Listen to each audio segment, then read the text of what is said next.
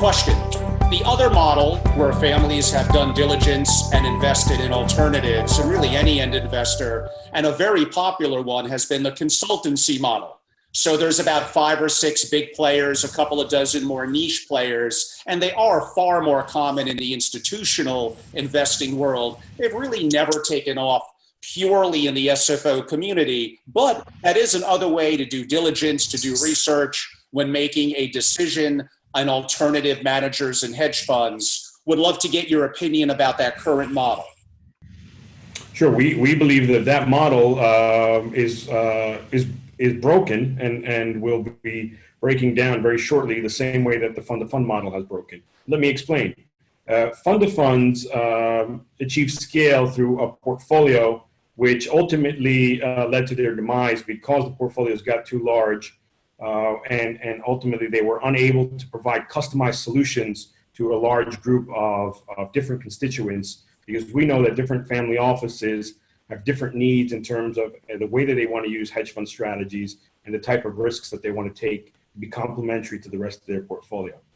Consultants, in a very similar vein, utilize approved lists in order to achieve their economies of scale. And so what they do is when they want to speak to a client, family office client, they immediately move to their approved list and start to construct portfolios out of a list of 30 or 40 names.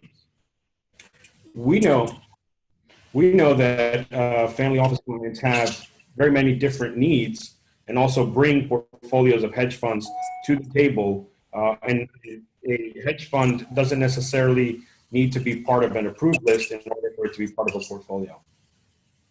So you can make the point that for a more nimble single family office and family, that going through a consultancy arguably is going to be a little bit more concentrated in the safe bet, the picking big blue among the top 20 or 30. And these are managers that the consultancy has already researched and done diligence on. They may not be doing new, more proactive work on. That's absolutely correct. And if we think about, we mentioned it earlier, family offices really were the bedrock of this industry and the way that it was built very early on.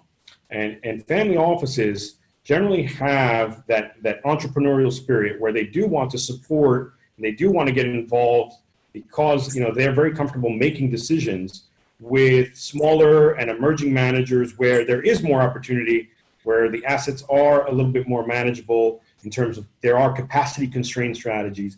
And the consultants generally will not achieve any scale by allocating their time and resources to these smaller managers. And so they completely ignore them.